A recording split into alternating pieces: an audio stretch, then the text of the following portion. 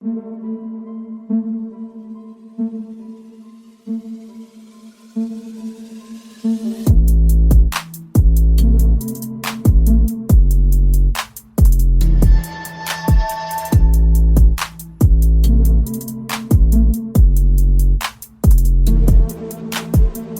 and welcome to the Mark Eaton episode of the Hoop Theory Podcast, aka episode 72, which is in honor of him being the best player ever to be selected with the 72nd pick in the NBA draft. My name is Logan Wortman, recording this one on the afternoon of Sunday, February 4th, and as usual, I'm joined by my proud co-host, Jacob Roth. Jacob, how does it feel to be on the Mark Eaton episode? I'm doing pretty good. This is round 2. We had a little bit of a recording snafu, so I did just learn today. My brain went like, Mark Eaton dropped 72? That's wild. And then my brain thought about it. I'm like, wait. And then you informed me that it was the pick. Mm-hmm. It is not the number of points he had, because Mark Eaton, in one of the slowest eras of basketball in terms of number of possessions, wasn't necessarily known for being a straight bucket. Yeah, at all.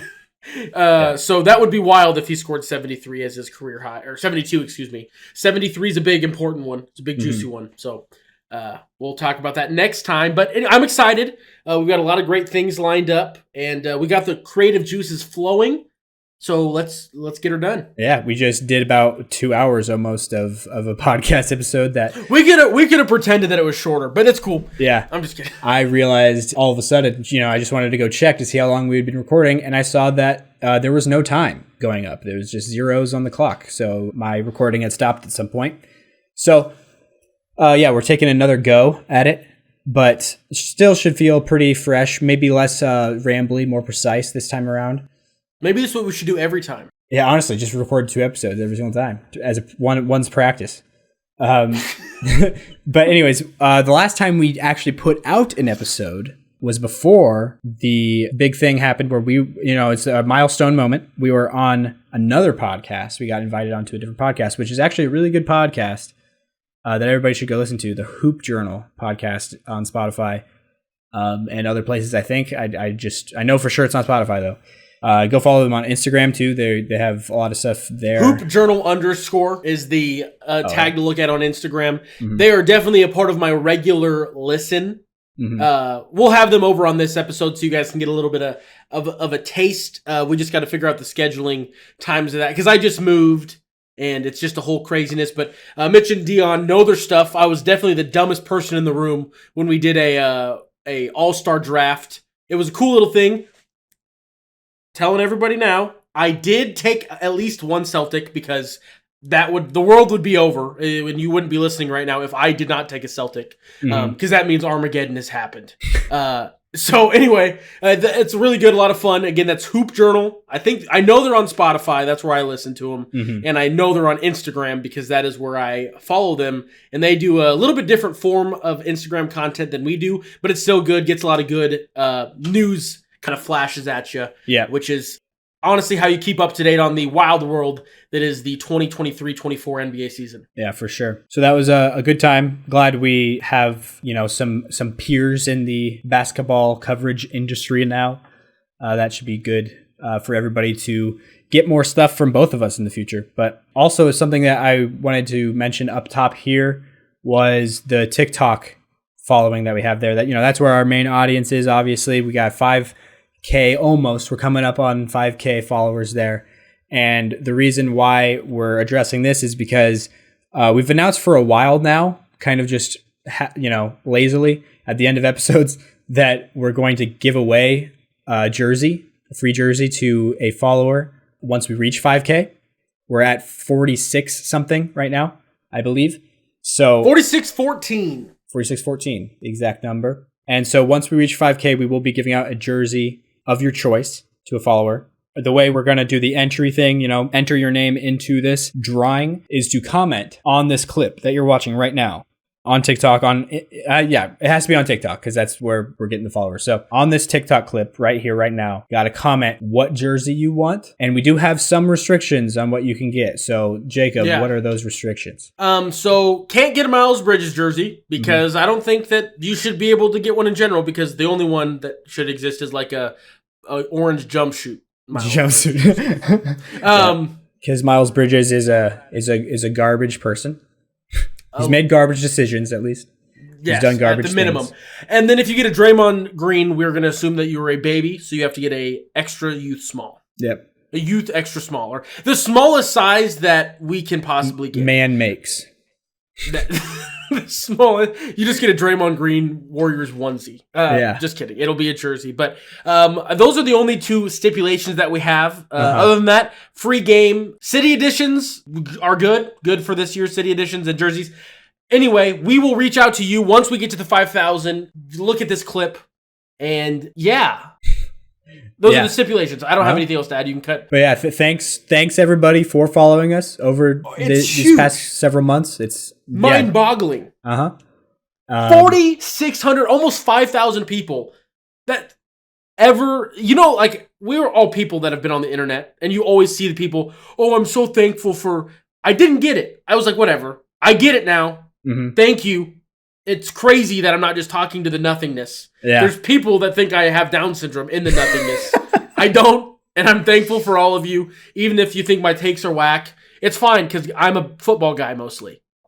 So anyway, that's all. Thank you. Comment in this video or clip, whatever. And if you're listening to the full podcast, get ready for some high quality entertainment. Yeah. So moving on from that, the thing that I feel like is at the top of the list of news is the Embiid situation. Yeah. How, he's having one of the best seasons of all time. We had a whole episode about that, about you posing the question of, whether it's okay. Patrick Beverley crazy to call it one of the best seasons of all time. So yeah, it's definitely in that area. If he were to play, like if you take games played out as a variable, like don't even factor that in, definitely a case for the best season ever. But he's going to be definitely struggling in the games played department. He's played 34 of the 48 so far, and he just tore his meniscus, his left lateral meniscus. So we looked at this earlier. It's the left lateral meniscus. He has a displaced flap. One of the big options is surgery, and that would probably put him out for the rest of the season. And it was kind of a weird timeline thing. So we're recording this, as Logan said, to open things up on the 4th of February, which is a Sunday. This past Tuesday is when the injury happened. Kuminga, right? Yep, Jonathan Kuminga. Yep, Jonathan Kuminga kind of dove for the ball, and it didn't really look like he super hit Embiid's knee. It looked like he kind of just grazed past hit it. Lower on his leg, I think. And he made contact, but it wasn't like a malicious dive. He was diving for the ball, and then Embiid went down and was out for the rest of the game. Something was very clearly wrong with that left knee. And so fast forward, then the speculation was out because it was reported by a couple people. I think Woj was one of them, and then the Philly beat reporter both said a meniscus injury. They did not say a tear because that was not kind of public info really at all. It just said there was a meniscus injury, and then people were saying, "Oh, it's a tear, it's a tear." Then they came out yesterday, I believe, and it was said what it was, which is a displaced flap, which is a type of meniscus tear. So there's all the doctor talk out of the way, kind of what happened. Most likely is done for the majority of the rest of the regular season, if not just the entirety of the 23-24 season. And we might not see him again until we roll all the way around and tip things off again. Kind of depends. Meniscus is a weird part of the knee because, there's all sorts of stories. Robert Williams III is one of them where, in the Celtics run where they ended up losing to the Warriors in the finals, he just got his meniscus taken out and was back in, I think he was back in 4 weeks, but it was supposed to be closer to 6 to 8. Yeah. But it has lasting effects if you get rid of your meniscus. It does a lot for the stabilization of your knee. Again, take this all with a grain of salt. I am not an an orthopedic person. Yeah. I'm just a guy that's read stuff online. So, yeah. Grain of salt.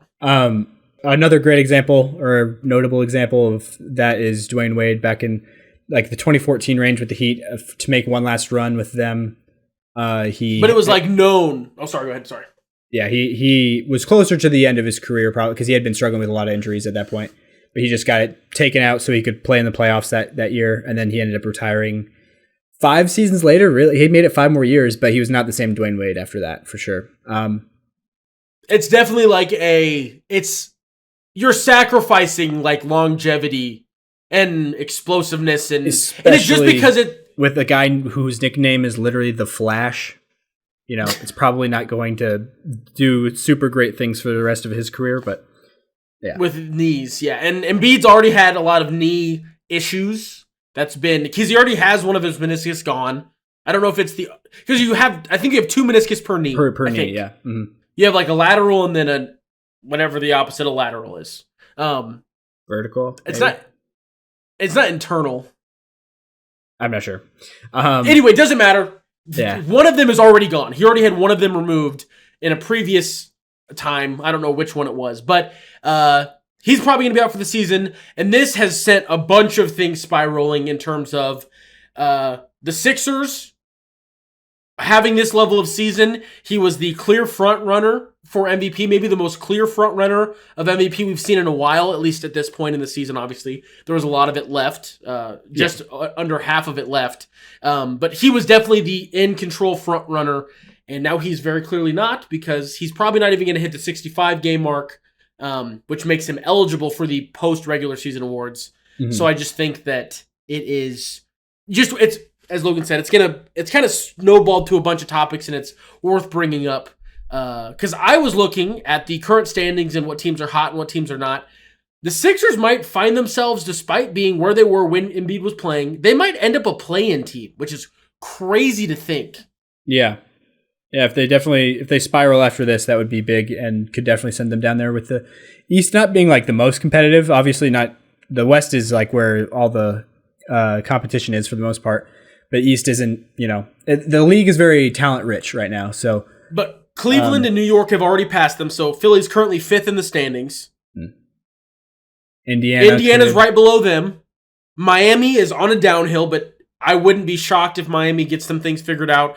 And then that already puts the Sixers in the play-in. Yeah. Orlando, and then you've got the Bulls and the Hawks. So that's probably a little not different. Yeah, probably. But that's like, but there's a very real world where without Embiid, I would take the Magic, the Heat, and the Pacers in like a series. Like, I think they're a better team than the Joel Embiid-less Sixers.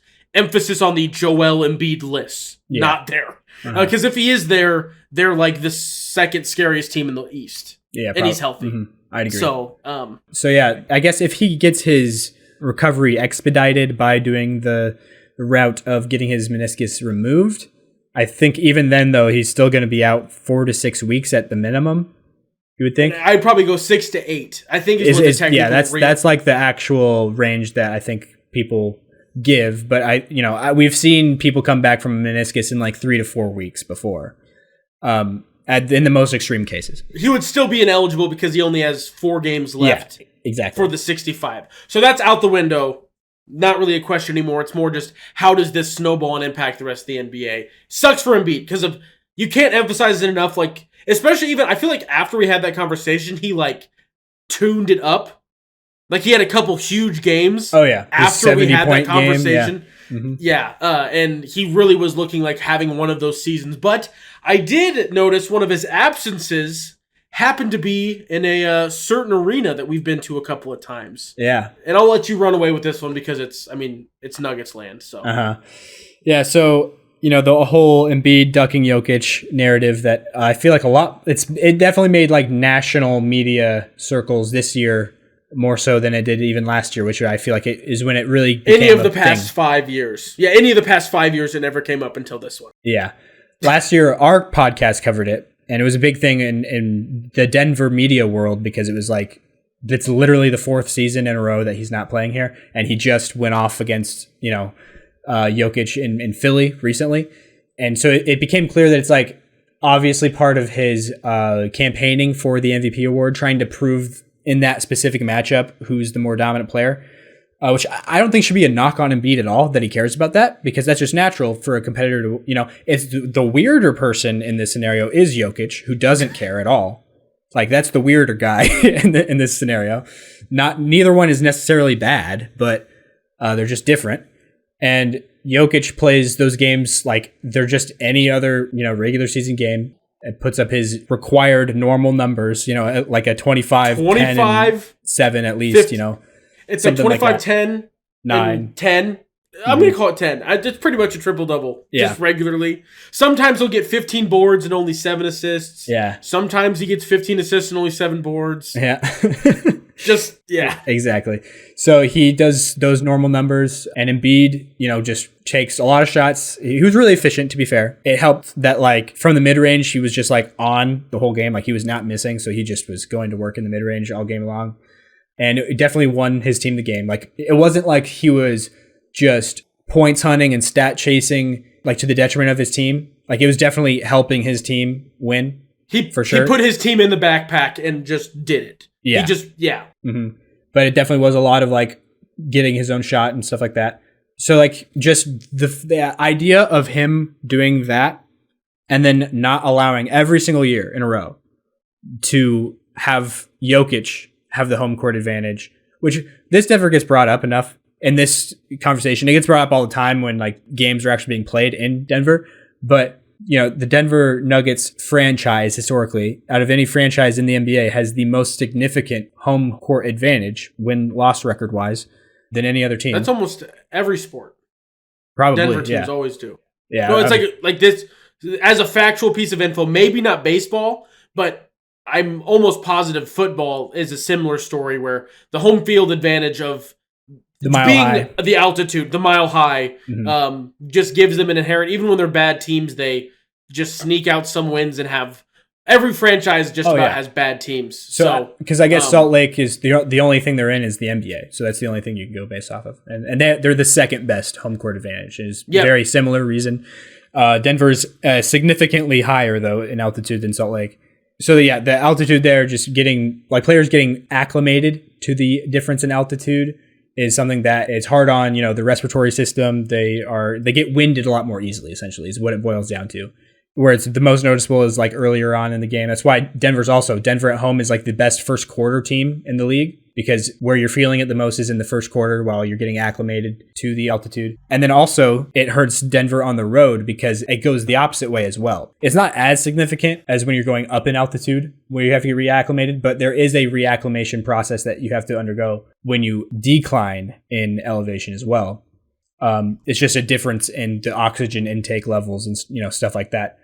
So it just makes the Nuggets scientifically, more advantageous for them to be at home and less advantageous for them to be on the road. And so that little factor is just another wrinkle in this on top of the other things we've already talked about. But that's basically the story of why Embiid sits out those games in Denver. And the last time he has played in a game in Denver, we were both there in 2019. And Jokić hit a game winner in that game. And that is also one of the only 2 times Embiid has ever played in Denver. The other one was in his rookie year where neither of them had even made an all-star team yet. So not really even part of this era. But this year, it definitely got the most reaction. Biggest reaction for sure. Number one, because of how long it's been, like how the pattern has continued. But also the fact that he was a late game scratch was a big talking point for head coach Michael Malone and others, because, for those who don't know, it was 15 minutes before the game. I don't know when exactly he did get put on there, but I know for a fact that what has been reported is 15 minutes before tip-off, he was still not on the injury report, which is that's insane. To go, I don't know if that's ever happened. Michael Malone has said that he's never seen that happen, where a player 15 minutes before the game is not even on the injury report. He's listed as active. There's no sort of question mark on him at all. And then all of a sudden he's out. They got fined for it. Yeah, that's how, a serious or like uncharacteristic or common of a thing that is. But so the story I've heard, because I think that there's definitely a lot of people, the main reaction from people was that he was ducking Jokić and that's what he was planning on doing the whole time. But me personally, I kind of feel like there might be some validity to the theory, at least, that he actually was planning on playing. And it's just like a very unfortunate circumstance or coincidence that he also just so happened to start going through this knee injury at the same time. And it overlapped with this game he had circled on his calendar of like, I got to play. I got to be available for this game. And the reason why, people are saying that is because I think it was the game right before. I'm not completely sure on that, but it was shortly before the at Denver game. The Sixers played Indiana. And in that game, Embiid had a tweak to his knee. So he had, it was a little bit of a injury that he developed there. And then after that, he apparently told this is not confirmed, I don't think, it might be confirmed somewhere. I haven't seen it, but I've just heard people say it, that apparently Embiid told the Sixers medical staff that he didn't even want them to put him on the injury list at all. Like, he wanted them to keep him off the injury report because he was like, there's no doubt, I'm promising, myself and everybody that I'm going to play. I'm going to be available for the Denver game. He was just making a point that he wanted to play in that game no matter what. And then, man, my delusional self has gotten past the Sixers. I have no fear of them at all. If that's true, he is up there as one of my I just like this guy guys. Because his trolling is funny.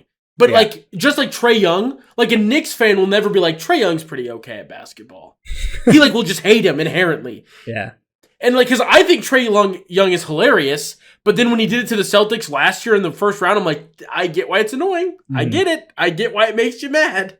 I feel like Joel Embiid, I've gotten past the amount of hate I should have in the Sixers Celtics thing. Yeah. And I'm just honestly, he's really good at basketball. But then if that's true, where he's I'm sick, because he does care what people think, kind of a lot. Uh-huh. So if he's I'm playing, I don't care, keep me off your list, I'm doing this. Uh-huh. And that's pretty, if he would have followed through, it would have been way harder. Yeah. He didn't, so it's a little bit less okay, big dog in the house. Uh-huh. I just think that, that's pretty ballsy to be okay, I'm doing this. Playing a game, and I don't know how you feel, I guess. I feel past years, dodging definitely happened. Yeah, I do think so, for sure. Last year, I think he won, because he had zero injury. There was no injury that he came right back the next game. He was hiding in the locker room, which people on TikTok, by the way, commented when we talked about that back when we first started posting TikToks. Called me a liar, said that I was capping by saying that he was hiding in the locker room. But if you guys didn't believe me then you should believe me in this game, he was doing that all first half. He didn't come out to the bench until in the second half. So he was doing it again, this year, but he didn't fully do it all the way. But last year though, from people in Denver, all said that he was spotted back in the tunnels and hallways near the locker room, but he was never out on the court at all. And so I think this year feels different was my biggest point is, and then he ended up getting hurt. So obviously there was something with his knee. It was the knee that got tweaked, if we want to call it that, against the Pacers. It was the same knee. There was very clearly something wrong. Yeah, he was just his very unfortunate timing that he was able to go so banana crazy in Philly. Jokić also had a fine game, but in Philly he had such a kind of dominant performance like you talked about. And then to coincidentally for the 5th time in a row not play in Denver. Yeah. It just looks a little it probably. But the thing is, suspicious. For me, it feels like if he was planning on ducking the whole time, it would just make sense for him. It doesn't make much sense for him not to be on the injury report at all heading into the night if he was planning on ducking, because that obviously just looks way worse for him, optically, if he wasn't on the injury report and then just is a late game or a late last minute scratch, And then it cost his team a bunch of money. Yeah. I don't know what they got, but I think it was a sizable amount. 70,000, I think. I'm pretty sure. So, which it's fun if the story that we're telling $75,000. 75. Yeah. So if the story we're telling is true, then he told the Sixers medical staff not to put him on the injury report, and and told them that he was playing, and then he ended up not being able to play, and the team, not him, got fined $75,000, which is just it's just a funny thing, but. I understand, though, the reason why, it's definitely possible that he was wanting to play that whole time, and then just 15 minutes before the game, it was probably can't do this because, he's gone through warm-ups, and he's still feeling, the soreness or the tightness or whatever he had going on in his knee.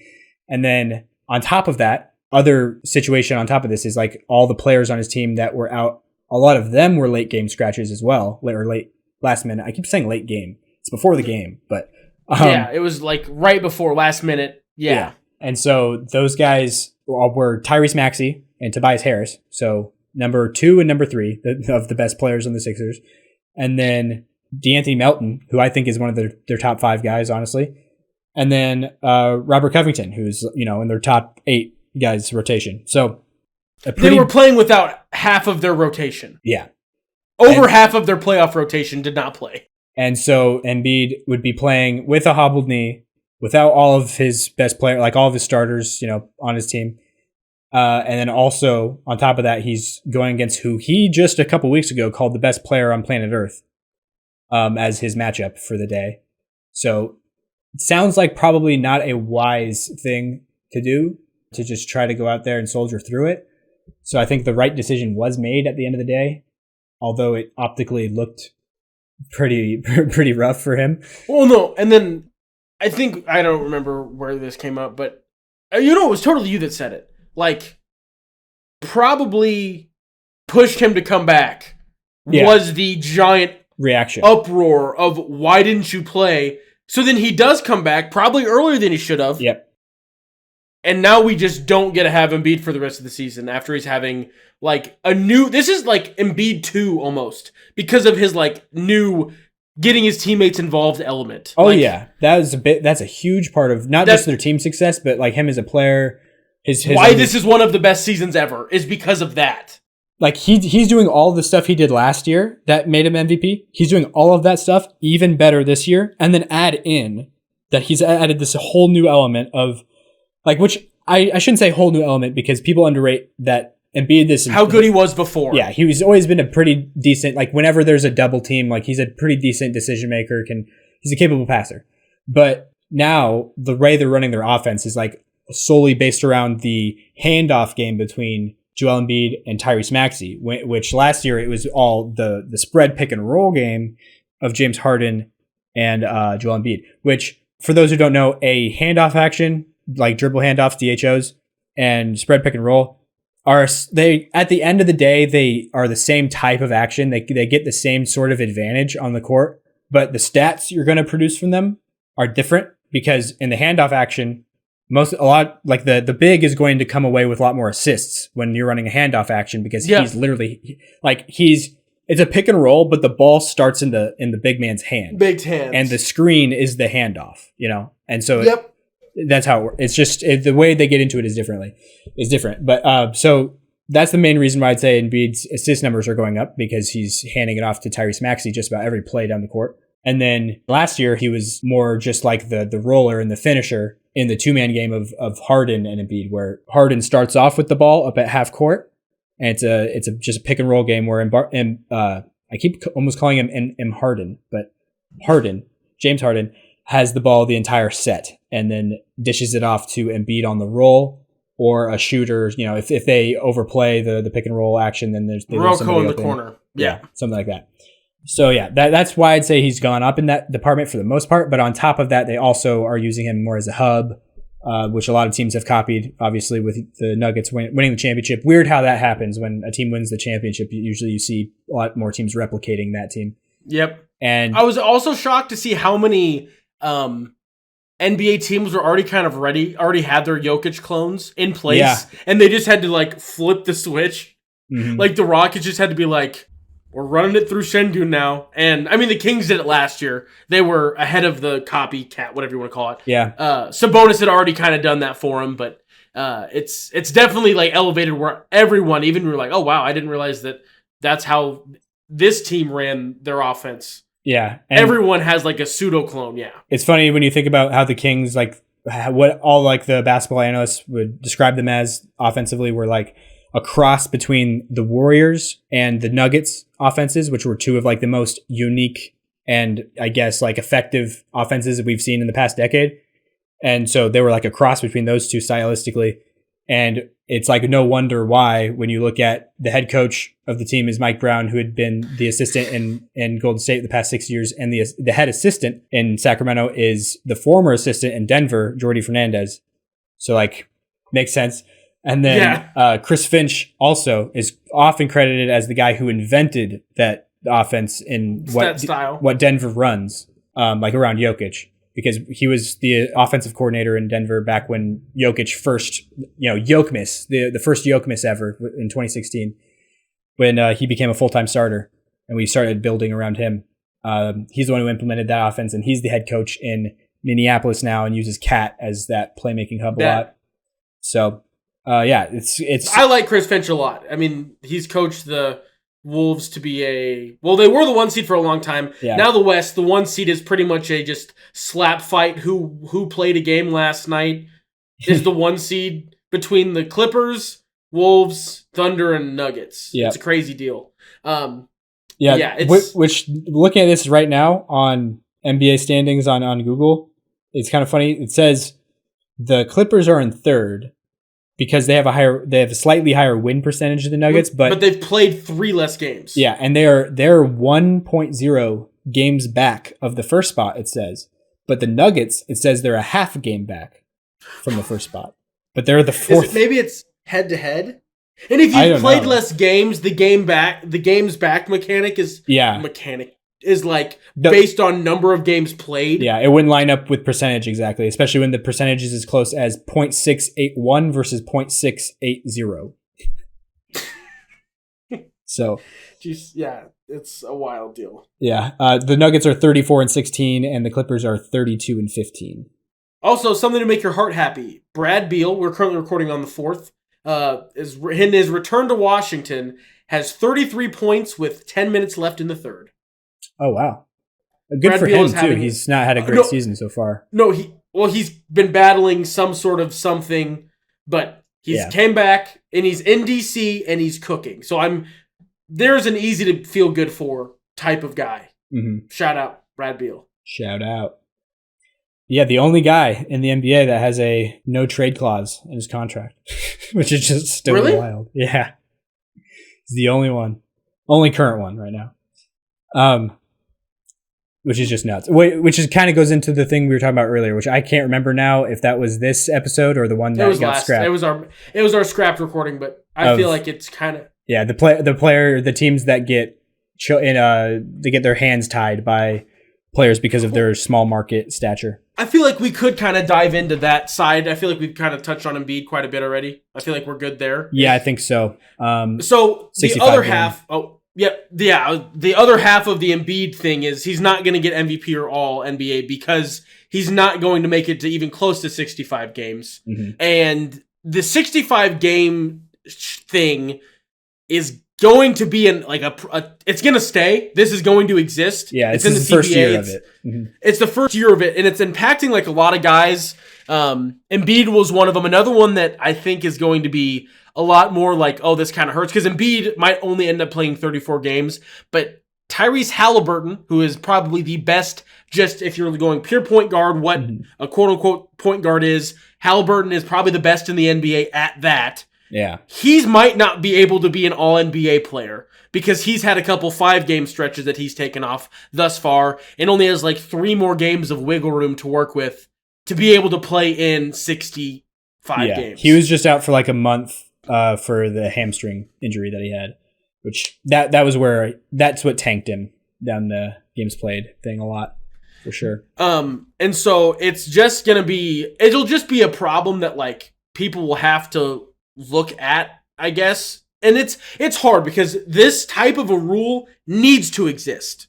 Like, you can't, for lack of a better, like, Kawhi it and only play in 40 games and still get all of these accolades and things like that. Granted, guys that played in only 40 or only 41 because it's a nice even round and middle of the season type of number, those guys weren't getting those type of accolades anyway. Yeah. But there were a few that were like 54 games would get it. Like LeBron. Like last year. LeBron, who played, I think this was 2 years ago. LeBron, who played 54 games, made a third team. Or a few years ago now. It would have been 2 years ago. It was a few years ago now. The only third team LeBron's ever made. Because every other year he's been either, outside of his rookie year where he didn't make any. But every other year has been either first team or second team. And then he has one third team. And that season he only played like 54, something really short. Yeah. And there's just like a lot of guys that this year, moving past Embiid, moving past Halliburton, Devin Booker is a big one that he might not be eligible for awards. Kyrie's already not eligible, not that he would be in that same conversation, but like Donovan Mitchell, there's just a lot of guys that are already getting close to that mark. Kevin Durant can only miss 10 more games, which is not near as close as some of the other guys, but there's 34 games left, and if he sits a couple, he could sneak up and be really close to that 65. Yeah. There's just some guys that definitely would be all NBA that are just going to miss out.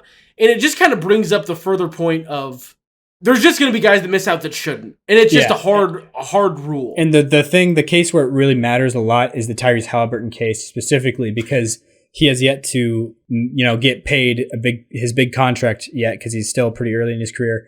And he has not made an All-NBA team yet in his career. He has next year too for the well, no, because the extension talks would be next year, so it'd have to be this year, right? I think he might already have his first extension. I want to say because he was in the Ant draft class, right? So they're in their 4th year now. So yeah, they've been done with that for a while because that's usually heading into the 3rd season where a lot of guys are getting their extensions. Has he been in the league for 4 years? Yeah. For some reason, I felt like it was less. My brain is broken. He was in the Ant and LaMelo and. No, I'm sure you're Wiseman. right. My brain is just 2020. Jeez Louise. Yeah, the year that there's a lot of people who said he should go 4th. I was on the Halliburton train of thinking I wasn't thinking he was going to be a star. I thought he would be a really good piece, and the draft kind of fell off after the top 3, and I thought 4th would have been a decent spot for him. He slid all the way to 12th somehow, which a lot of GMs around the league are definitely kicking themselves now for that. But yeah, so if he were to make All-NBA this year, it would be a difference of like $40 to $50 million worth of money that he would be able to get on his next contract. And so that's a pretty big difference, obviously. And not saying that he can't replicate it moving forward, but he is having a season that deserves it, not a question. Mm-hmm. And if he ends up playing in 64 games, if he ends up really close, stays healthy, if he ends up only playing in 50, that's different. But if he gets, and he's in 60 games or whatever, and he's just close and doesn't quite get there. And the other thing that's hard is he's on minutes restrictions. And for games to count for this, you have to play in 20 minutes. Yep.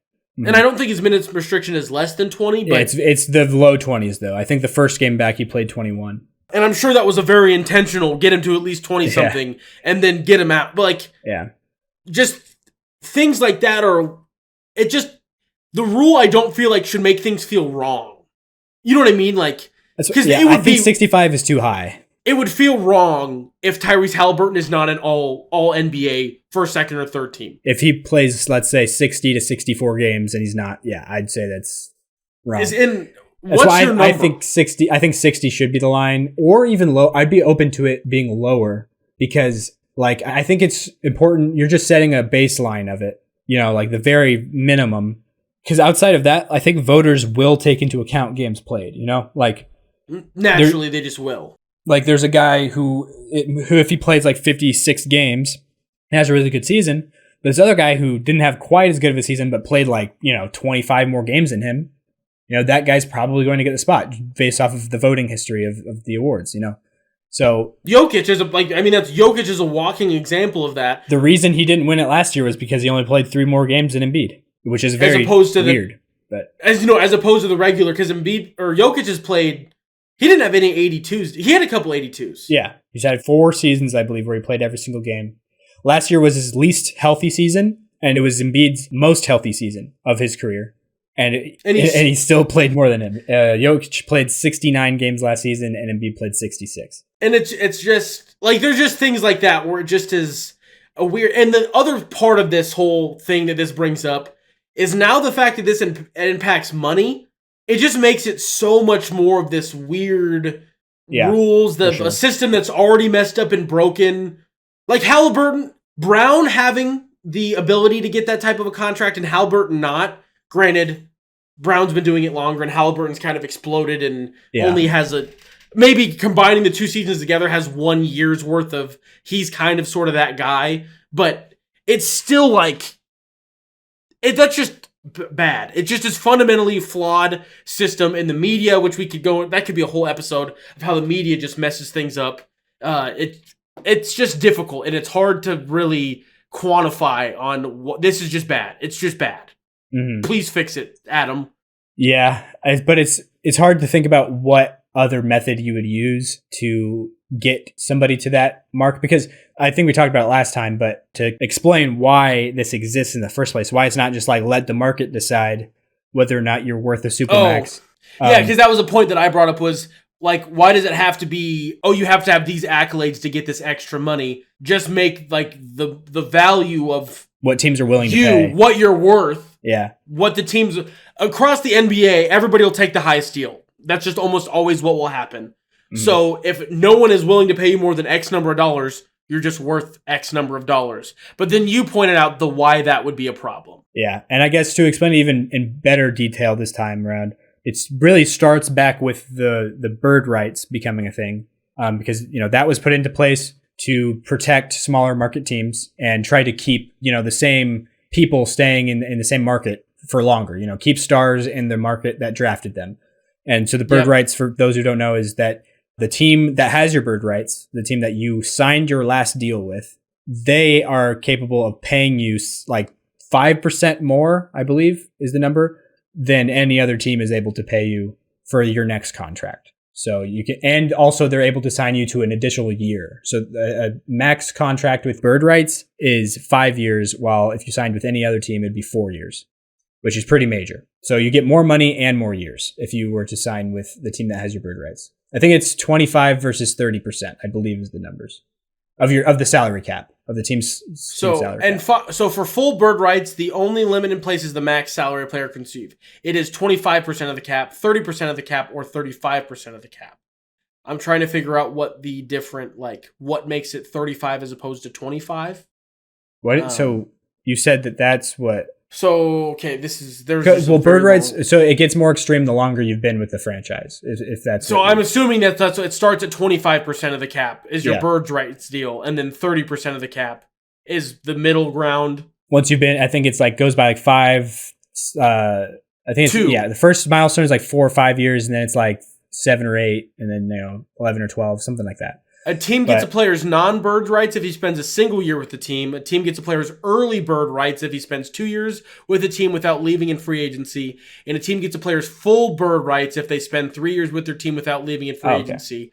It doesn't have to be on a 3-year deal. It applies to players on... It can apply any way that you've been with the same team for 3 years. Okay. So it's not even... all right. Well, so it turns out the same way, usually. But it's not the rule that I thought dictated it, which was who you signed your last deal with. Is how I thought it worked. But it's wherever you've been actually playing, existing, on the roster for the last several years. But it's if you leave in free agency, because I've learned this via you that if you're traded, you get the bird rights traded.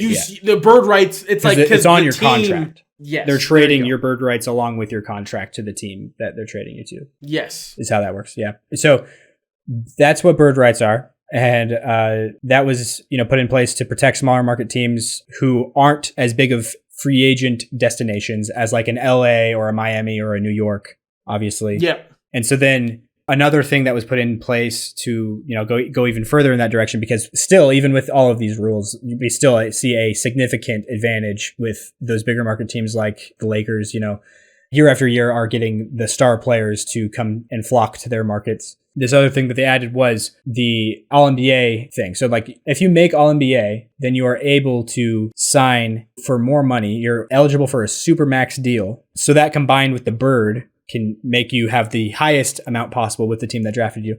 And so the reason why they have that is because with the bird rights thing, the team that owns you, or not owns you, wow, that was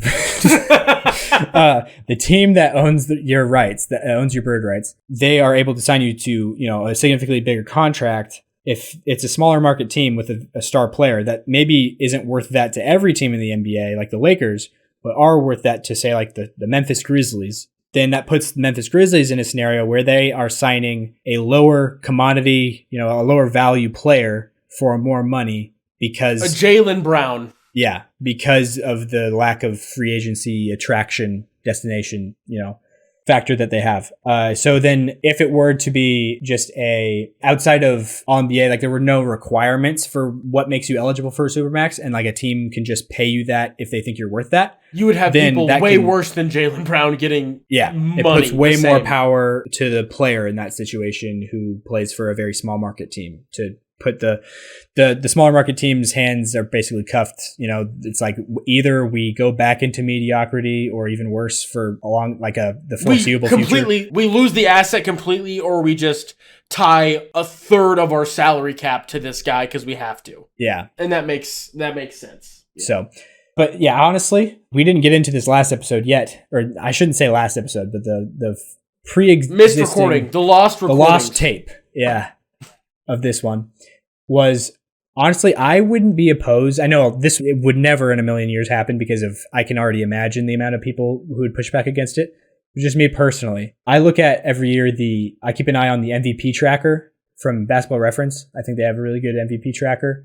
It does all the calculating of like a player's statistical case for the MVP award, and that's all it's taking into effect is like the number of games they played, how efficient they have been, like how much they help their team win, their on and shares, off metrics, all that kind of stuff, and compares that to the historical winners of the award and sees who this year is having the most MVP-esque season. And then it gives each of those players a probability of how likely they are to win the award, which is what the percentage is how closely their stats or their numbers resemble the average MVP winner.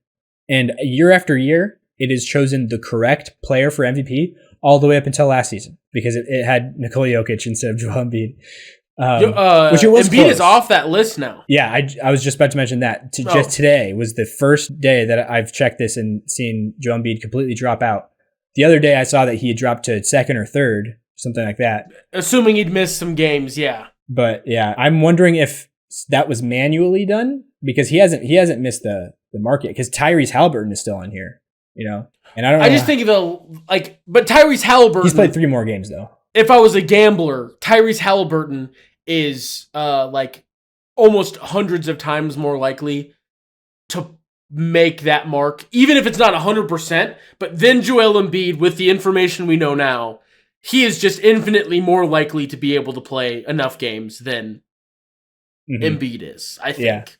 Yeah. But maybe this is just, I don't want to say justice because it involves somebody getting injured, but it'll just, in our brains, all of us will collectively be, last year's was Jokic's award, and this year was Embiid's award, and it's fine, and everyone has the right number of MVPs. It just sucks that Jokic doesn't get his three-peat in terms of the historical significance of winning MVP 3 times in a row. Because I think that it's like a cliff. It's like, now that Embiid's, we're going to call him out of the race, it's Jokic on a plane, and then there's like this drop. Oh, yeah. And my brain goes like, Shea. I guess it's exactly the 3 people. Well, they have a bigger drop for Luka than my brain does, but it's Shea and Giannis is the next 2 in terms of highest probability, which I totally agree with. I have Luka up there also. Luka's just because my brain, Luka's 4, but percentage-wise, they have him a pretty big drop after Giannis. Oh yeah, I think that's just because the team record is the major thing there. Because historically, teams that have what the Mavs have right now have never had an MVP. Other than Russell Westbrook might have been close to that. The triple double Russell. Yeah. So, but that's definitely an outlier. That would be an outlier in this. I'm not sure if they would have had Russell. I would doubt that they would have Russell Westbrook on here. I don't know if this existed in 2017 or not, but I doubt he would have been on here as number 1. I think he would probably have been Harden or Kawhi that year, to be honest. But anyways, I think that I'm sure that you'll probably push back on this, knowing you, but I feel like I would honestly be happy if we just used that. And it was just like, whoever is number 1 on there is just MVP. Because I feel like it more often be correct than if we let voters, because last year is a perfect example of not statistical case or basketball case, or it was a narrative thing. Driven, yeah. That just all like the momentum of this big narrative that happened after Jokic started going through a slump at the end of the season because he was like, he's basically stopped caring about the end of the season. Also, I think still that he wanted Embiid to win the MVP because he was tired of being asked about it. He was tired of all the drama around it, and it started becoming a race thing. And he wanted to be done. Yeah. Oh yeah, because Was it Kendrick Perkins? Yep. Made it a race thing. And us living in Nebraska, we I'm sure both of us had people of our family become more and more aware of that now because of that. Yeah, which I thought was wild. Yeah. And it's fine because it's ESPN's job to find talking points, but I just was that one was shocked. A little, yeah. I was like, what? And then what made it even more of a viral clip, too, was the fact that the person who pushed back on it and was arguing with it was JJ Redick. He's a white person. And then I think my favorite part was that the mediator of the conversation was Stephen A. Just in the middle. He was agreeing with JJ, but... More, Perkins. Yeah. But I feel like he was also just like... It was just weird to have like the guy that you think is like confrontation incarnate. Yeah. Be the one to be like, let's take a chill pill, guys. Yeah. But yeah, so anyway, it was just getting ugly. I feel like Jokić was like, honestly, I don't even want the award. Just give it to him. You could take my other two that I have. I don't just stop. Yeah, I mean, literally, his last MVP that he got, he left it in the arena after they gave it to him. Like, he just left it. Like, somebody, a staffer of the arena had... Got a C or not? Say that again, sorry. Is that the one we saw when we went to the playoff game, or was that was his first one? I think it was the second. Because that was the Suns in 4 game. Yeah. Mm-hmm. Which we've told that before. Was in the Warriors series, I want to say, in the playoffs. He left the award at the arena, and arena staffer had to like chase him out to his car and be like, "No, take this, take this home." Like, that's how little he cares about the MVP award. So he took the rest of the season off, which this was just a factor that ended up in the narrative thing, and then also like the race thing, as we brought up. And on top of that, Embiid was late in the season when Embiid had that great game in their one head-to-head matchup that they played. For those keeping track at home, NBA teams are supposed to have 2 every year. Yeah. They're supposed to be a home and away, if you haven't picked up on that. If you're in opposite conferences, yeah. And then the other thing was people saying that Jokić should not get a 3rd straight because historically he would be an outlier, which is not even true, which that's the thing that makes me even more mad about it, is that it's not breaking the precedent. Because literally, one of the 3 people, there's only 3 people ever who have won 3 MVPs straight. It's Wilt Chamberlain, Bill Russell, and Larry Bird. And the thing that people always brought up was all 3 of those guys have won championships. But it's like, you're not taking into account how he probably should have been on a championship caliber team, at least the 2 years prior to this, if his team was healthy. Mm-hmm. So you're taking away that from him. And then also you're discounting the fact that literally Wilt Chamberlain, the season that he won his 3rd MVP, when the MVP was awarded to him, he did not have a ring yet. He won the championship that season in the playoffs. The same thing that would have happened to Jokić. To Jokić, exactly. So it wouldn't have been like that wild. Also, like, there's so many crazier things like that happen for the first time every single year than that. You know what I mean? Like, why are we I don't even know the word I'm looking for. Gatekeeping. Gatekeeping. Why are we gatekeeping that so hard? And like, instead of just giving the person the award who deserves it, you know what I mean? So yeah, that was the big thing, that it was like narrative driven, not about basketball. Basketball Reference doesn't have feelings. It doesn't have narrative. It doesn't even have to be Basketball Reference, but like a similar type of numbers. But then I guarantee you, if that were ever to be a thing, people would be nonstop complaining about it, and there would be all these theories about how it's rigged and who has control over it, and all those. It would be a wild mess.